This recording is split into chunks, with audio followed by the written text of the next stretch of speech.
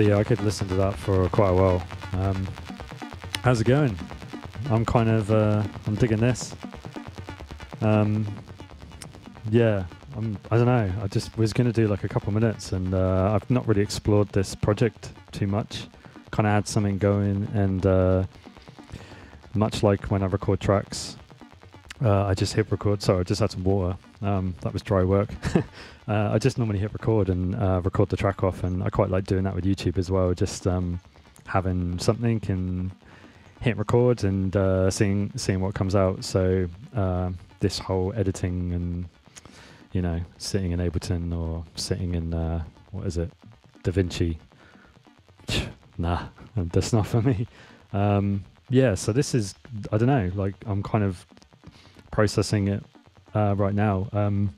That was crazy. This is probably the nicest thing I've done on the Rytm, I think. Yeah, mad. What was I doing? Well, basically, I've been playing around this morning with trying to get some energy into the rhythm again. And I was thinking about basically like when I use the mixer, I have like what is it, a MKII SR16. I have a bigger Soundcraft, but the MKII is kind of what I grew up on. And trying to kind of get the EQ and drive that mixer has somehow in this is it's difficult. So I was kind of, someone mentioned that I could like maybe use outputs into inputs to try and balance pre and post fade. I tried it, doesn't work, unfortunately. I tried, what else have I tried? I've tried running individual outs into the MKII and then coming back into the external in to kind of have some, you know, outside EQ, just to kind of experiment really, and not to necessarily bring extra gear into it, but just to try to see like what is it that's lacking that I can kind of find in the rhythm alone. But lots of things occurred to me, like the EQ when outside coming back in isn't going to trigger into the effects, so the effects are just static based on whatever the settings are in here, not outside. So like if I boost the mids in the MKII coming back into the effects, that mid isn't going to carry into the effects, which is for me really, really important, having that spillover into lots of different spaces. Also I found, actually, I don't know how many of you have this, but the external ins versus the audio ins are quite different qualities. So obviously the audio in, or maybe not obviously because it wasn't obvious to me actually, I forgot, but when you go into the audio in and sample, it like compiles the left and rights into one, but the output seems higher even off a single channel than the external in does. It bypasses the compressor as well, which may be a good or bad thing, but yeah, something to try out. It felt a bit more heavy. Also, you can obviously turn up the volume outside into the audio in, and it hammers the audio in, it distorts it, whereas the external in, it doesn't really do that. It kind of like hits the compressor or it doesn't hit a compressor, so it just seems a weaker signal. So I don't know, it reminded me of like the old Akai's when you could sample in, or I believe, not that I have one, but the SP1200s have like different outputs and stuff, so different sort of gain staging, I guess, or like how they resist the audio and stuff, different bits inside the box. I'm not a circuitry person. You might have worked that out. Yeah, influences it. So I don't know. So it's kind of good to know that it might influence the sound. But that aside, this was kind of my experimentation to try to find something. And I figured like, I was listening to, I forget what the track is. It's on one of the Train Reaction albums that's, I think it's a Porterix alias, but it's just got loads of like bass and then buzz in the kind of waveforms, and there's like a whole stack of layers there that essentially like are locked into one pattern. And I thought, it kind of dawned on me, and this is again like the habits you have when you create stuff with the equipment that you might be used to. When you use a different piece of equipment, you have maybe different habits, right? And I've always used a variety of different boxes, and I try to get one box to do something that it isn't intuitively or friendly to do. So, and I know Orteca mentioned this in an old interview, which I totally agree with. Like, how come? I think they used for them. I think it was when they got the Clavier Nord lead, and they tried to get that same kind of flexibility in other stuff, and it just allows you to push other equipment. What might be a menu dive in one box, so you don't do it, is a real simple thing in another box. So you're more likely to do one thing than another, depending on what equipment you're using. And when you go in, when you push yourself into that, you know, if it's a menu dive, that's the block for you to use a piece of equipment in particular ways.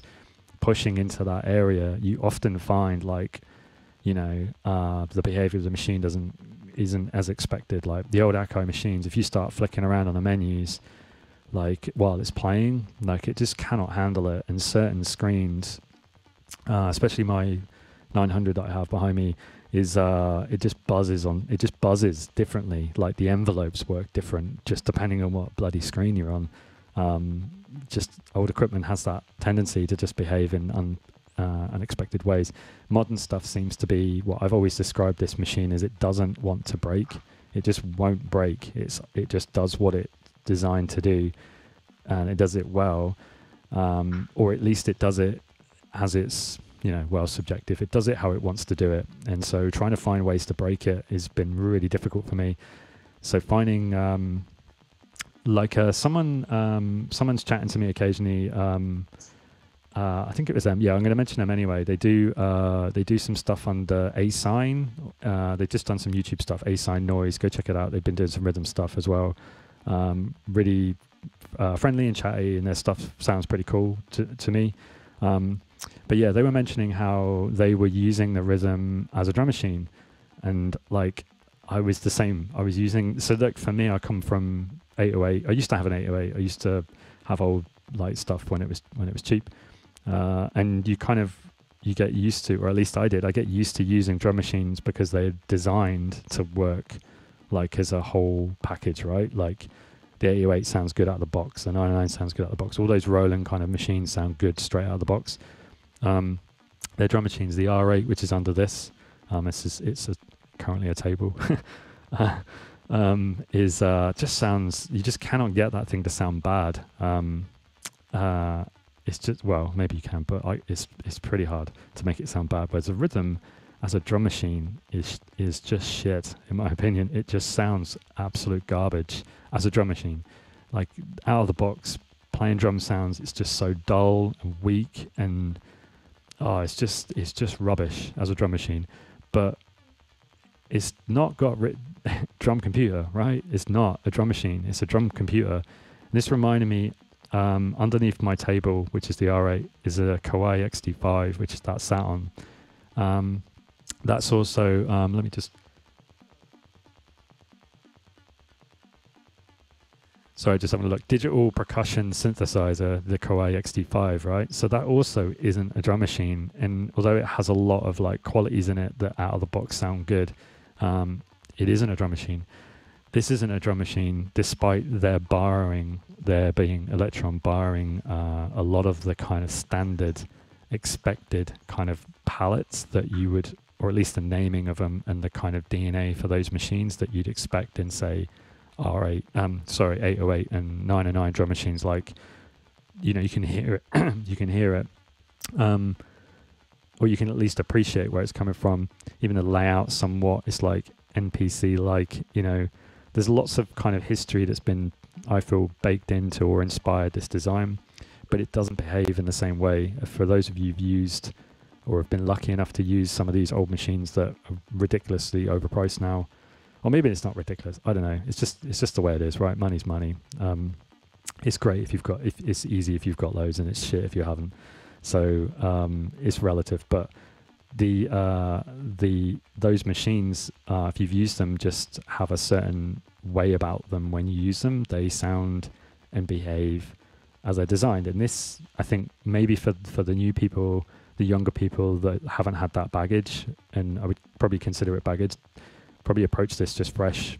It sounds as it sounds.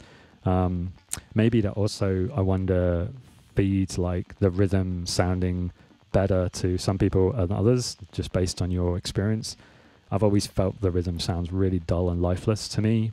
and that, I think, by comparison to lots of individual pieces of equipment and variables that allow equipment to sound amazing, and then expecting like what Elektron have built in basically a really small box to sound as good as all that history, it's just, you know, it's ridiculous. We expect too much, I think.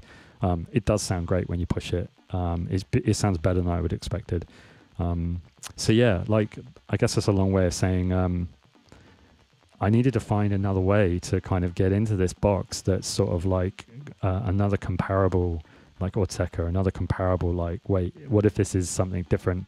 And I kind of considered like the tracks as individual channels on the mixer. And something I used to do on old equipment was when I didn't have much stuff, or even now I've got a bit more gear, I still kind of do this, is like I'll have like the output of like the main output of whatever it is, like the 606 and the 101 is what I used to do on in sort of the early 90s. I'd have the main output, which is like decent gain, decent volume output into the mixer, and then I'd have a headphones output as well on a different channel on the mixer, and then I'd use the headphones one to distort the shit out of it, and then you could balance, you know, the different EQs between those two sounds. So the 101, you could get into some real crazy sounds that in essence are 101, but something's different, right? Because it's this weird kind of parallel stuff, things, frequencies colliding, distortions behaving at different effects. It's kind of, it's not individual outs, it's like dual outs. So, and then you treat them differently. There's kind of a lot to be said for running things out of their outputs versus their individual outputs. I think individual outputs are really useful, but they often do sound different. The 909 is renowned for that. Even my 909's left main output and right main output, the volume mix is different. Not when you stereo it, but when you run them individually. And the individual outputs sound different as well. There's like completely different qualities.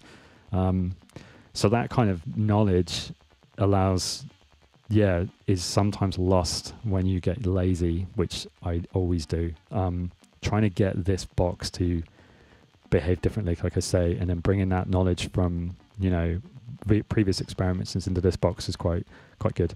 So that, I'm rambling a lot. Deal with it. That happens. What was I saying? So I've basically I wanted to create one pattern, a real simple pattern that was just using the dual VCO on all of them, but each dual VCO has got slightly different considerations. So I've got like the bass drum one is a bit more of a bass dual VCO. So if I kind of turn this thing rattling around in the background down,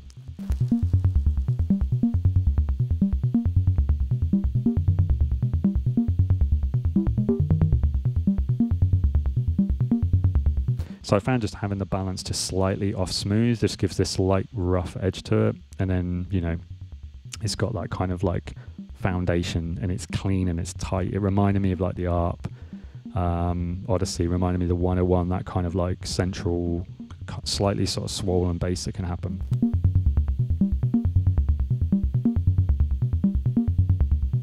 And you got some clicks and stuff there as well, which are quite useful. You can pick up some hiss in a right-hand speaker, actually. I think that's from the fact that it's being driven loads, which is signs that it breaks, which is exciting. So that's the kind of bass sound, and then the other two are basically more similar, or such closer to each other. The differences are not massive. The waveforms between the bass and the other ones and the tunings are ever so slightly, but there's not a lot of difference between all of them, to be fair. I kind of started with the bass one, and then I worked to like fleshing out the high end, and just kind of made subtle differences. The other thing I had in mind was like, I want them to interplay. I want them to kind of like collide. So I've noticed I have a tendency, if you downloaded any of my projects, actually, it's always like this. And I noticed that there's always a dash under my waveforms, often because I want to have them fire at the same time, because I'll often use like percussive qualities within them. So I want the waveforms to reset at the beginning of every sort of trigger, which is fine, but I thought, I'm going to want that to deviate a bit more and behave a bit more like the, you know, if I've got like two different synths that are running sort of sounds on a mixer, they're going to collide, right? So with that in mind, this is the other two channels. And the other thing I did was I balanced them I panned them and had slightly different settings between. And I tried to think, not like something I often do is when I pan stuff, there's a want to kind of distribute them evenly, but I tend to make them sort of like awkward, like so they're always sort of like, 30 degrees or whatever, just like a bit of an awkward placement. I don't do math on it, I just use my ears like everyone should. And then I often use the effects to kind of fill in the gaps, so like there's a bit of a stereo field that's created, and not to distribute, but to more, although there is that, it's more to each one of those channels track, the more left one or the more right one, depending, or the more effect one, they all have their own little EQs and their own textures, so therefore you get this sort of crazy stuff that's going on. It's difficult to trace what's going to happen where, which I really like, so it gets me out of the way as much as possible. I'm more listening. So one of them is the like more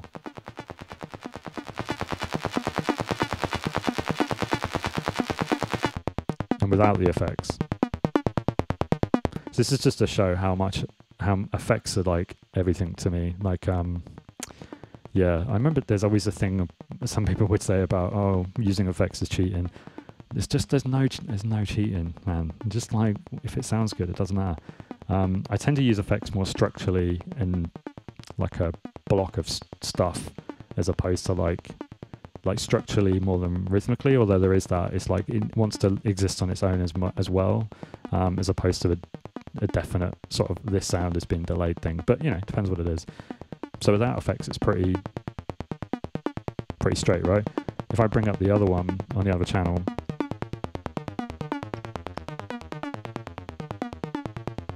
So you've got like already some interesting stuff happening.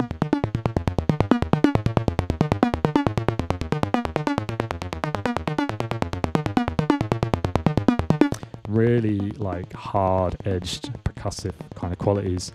I find with the 303, if you've ever used one, there's lots of clones out there. They're all pretty good.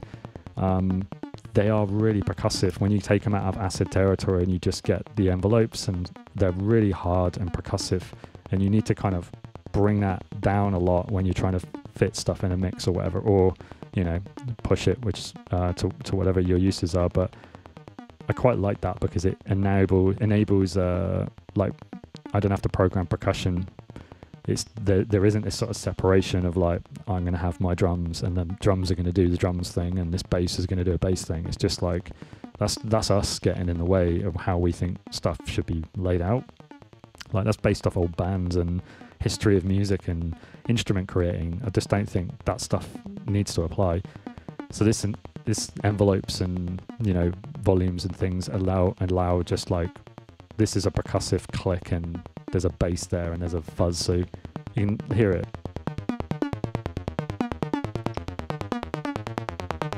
The other thing is this is fully over, so as you start opening it,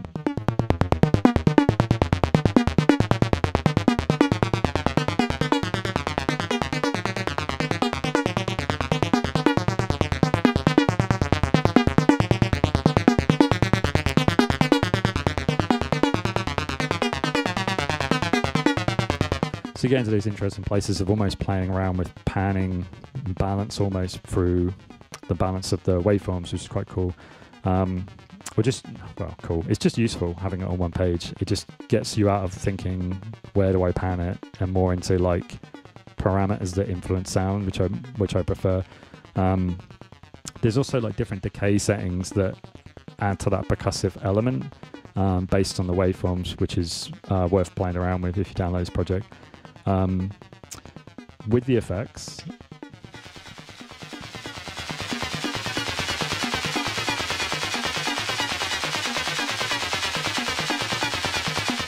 and again, like you might notice at the start, using the width, like another habit, right? Like how many of you have the ping pong going on like automatically, right? You just flick that over.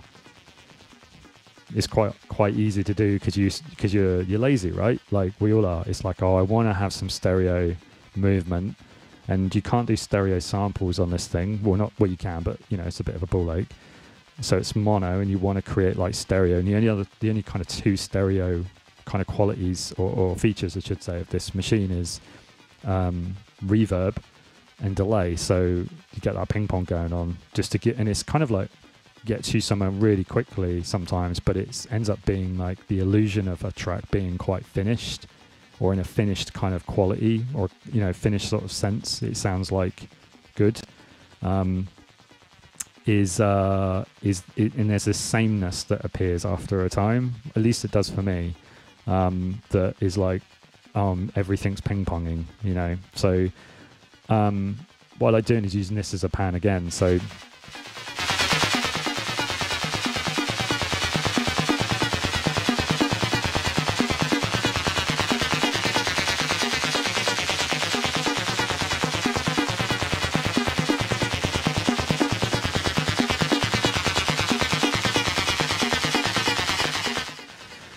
yeah, like our ears, if you're listening to this on headphones, I imagine you're probably listening to it out of your phone. That's what I often do. But if you're listening to it on headphones, like you can hear, like, because the ear picks up stuff differently. Like both my ears sound different or listen different. Don't know, sound different. I guess they do sound different to me.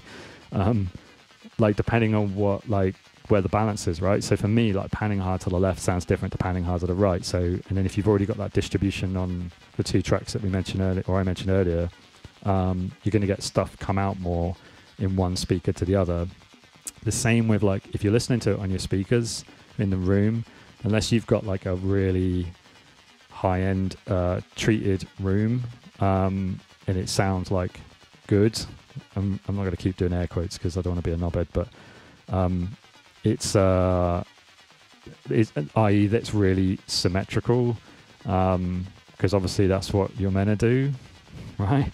Like it's going to sound different because like in our place, like our stereo's got a fridge on one side, and because we're in an open sort of studio thing, and a fucking table on the other side, it's just shits in the way, isn't it? So it's going to sound different. And I think like clubs are the same. Like how many clubs you don't get people lined up in a queue in the middle of the speakers. You get sound distributes. Like how many stereo fields. You don't get people sat in a car wanting to get the center point of the bloody engine. Like it's dumb.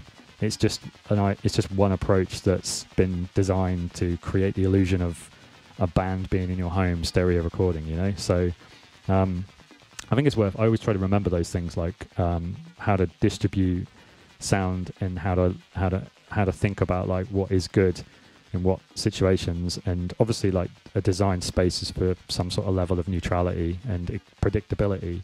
But I think that confusion of like, I need this space to be predictable because I need to apply certain EQs and stuff, versus that being an ideal listening environment. I don't necessarily think it is at all. It depends. It just depends what you're doing. So it's interesting, yeah, with the panning and stuff. So this is all kind of stuff I do automatically when I'm in hardware mode, but when I'm on the Rytm, I think the menus and I don't know, something about how it's laid out, you just create habits, don't you, I suppose. But yeah, that's the 2 and 3. The other thing you might have noticed in the beginning, let's turn these effects down. The other thing you might notice is that the lengths of the notes. So another thing the Rytm does, I've mentioned this before, is when you bang in notes using the pads, it will, if you've got it fixed anyway, and if you haven't, it still has a consequence of this, that the velocity and the lengths are defined for you. So you want to check back through your projects and how many of your projects, like your lengths are set at like 16ths and your velocities are set at 127 or something, or 100 as it says. So I think like that sort of stuff is fine for convenience, but it's like the predictability of the sound, and it's very subtle. You just get this constant, like everything's beginning and ending in the same time.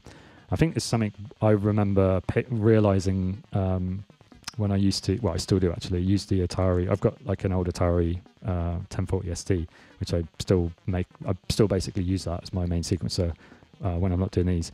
And there's Cubase was what I used to use originally in the sort of 90s, and it gives you like 16ths, right? Every time you put in your note, it's like you like the same with Ableton, you've got like 16ths. Ableton a little bit different, you can kind of adjust them easily, but the start and end points of notes is it's just so important for like the sense of rhythm. So that was something I kind of played around with along with the volume. So with the bass, let's start with this one first. Let's do one at a time. So this one,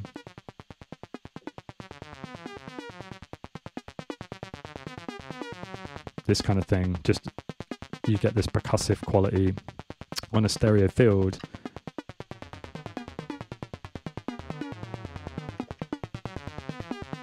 That kind of deal, and then with the effects, it's all going to be like spilling out into different areas. So that was one thing, and the same with the volumes on the bass. I think on the bass this bass is quite nice. So I found the kind of consistent volume, like when I was using Cubase.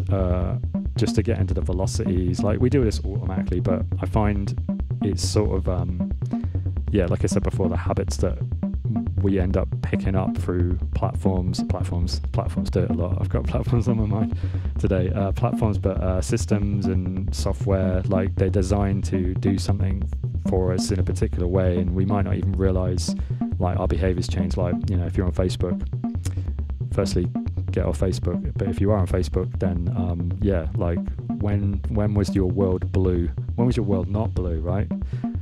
Mark Zuckerberg. Anyway, I digress. Yeah, so there's like I basically put some different volumes on the bass bit, so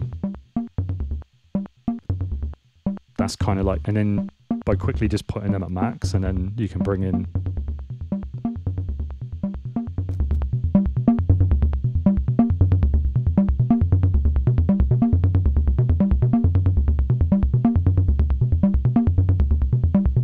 just little volume changes. So it's a real quick, simple thing to like set up and not have to worry. Just like, oh, I want these ones to be the bass ones or these ones to be fixed. A bit like having your kick drums like more consistent versus like moving around. Both are good, but which one is it? So I think like that was quite useful, just whacking down some fixed full volume ones and then just adjusting the velocity of all the others to try and get that movement. And it influences the compressor and stuff as well, which is really helpful, without having to worry too much about it.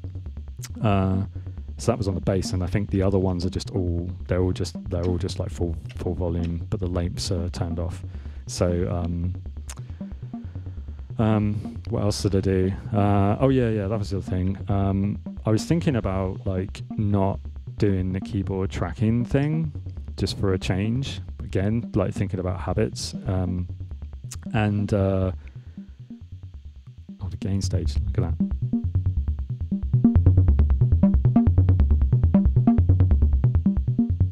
Yeah, this is something actually I should mention. There's so many different gain stages in the Rytm. It's easy to just turn up stuff to full or just get lost in like the sheer quantity of volumes. Like you've got the track volume, you've got the source volume, you've got sample volume, but obviously that's separate anyway. And then you've got the amp volume, and then you've got like the distortion volume, and then you've got compressor. So there's quite a lot of like, and then if you're using effects like I do, then you've got the effects volumes, and then you've got the volume of that as well, and then the reverb volume. You've got like a lot of volumes. They all sort of sound different. So specifically, like if you find your bass drums are really clicky, and they always are, like turn down your level or turn it up more, because it either or, and you'll get this sort of you'll give it more headroom to get more bass, and therefore it's not as clicky, or you'll clip it. So like the impulse machine behaves super differently depending on the gain stages. So you can hear it there just on the track volume, like I showed. Clean clipping just adds a bit of grit. So I think we were down here for the main one. Yeah, so as back to what I was on about, like so I wanted to kind of use not keyboard tracking, but I thought I wanted to kind of create some like folding, sort of shifting sort of thing, and just having this free triangle wave because it's stereo, and the waveforms. Oh yeah. The waveforms are different. Sorry, the filters are different. So we have. Oh no, they're the same. They're different for the bass. Yeah. So the bass one's obviously a low pass. Well, maybe not obviously, but it's a low pass. And then the Barassia kind of high stuff is like a notch. No, my mind's gone blank. A peak. Yeah, peak, right? I think. So that, yeah, so you can hear that movement.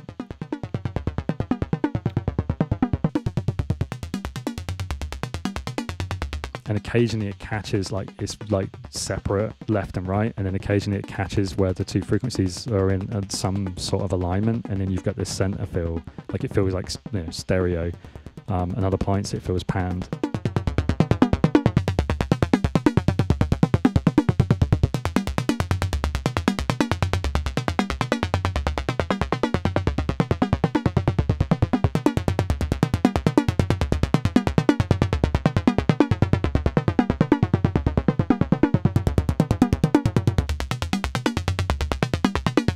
Yeah, so I really like tracks that I don't have to do anything for.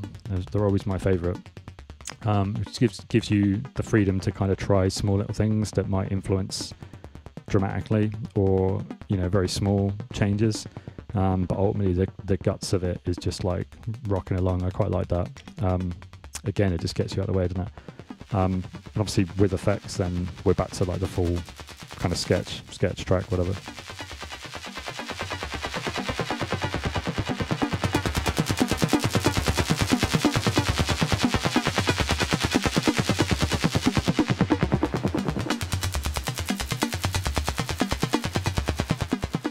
So you can do stuff with the EQ, obviously, on the effects that does a similar thing, and then you've got that pan in to kind of move around, like I mentioned before. So yeah, I was really kind of impressed with how alive it sounds with some real simple, simple patterns. A simple pattern that was programmed in. The other thing I want to mention as well, before I forget, is the length. So again, it's like this habit of having like 16ths. I love it when you watch, I don't love it, I hate it, but I love it when you watch a video and someone's like, oh, we're putting a beat, and they just put in like their techno beat. I don't know, it does my night.